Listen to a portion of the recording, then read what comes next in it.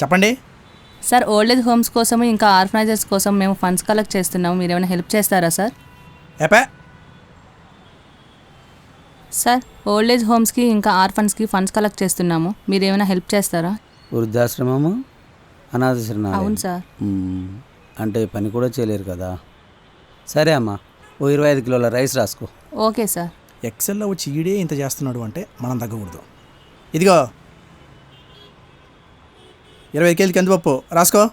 Okay sir. 25 కిలోల జీడిపప్పు కూడా రాసుకో. హే, ఏం మాట్లాడుతున్నావయ్యా? బయట ధరలు మండిపోతా ఉంటే నోటికొచ్చిందలా చెప్తున్నావు.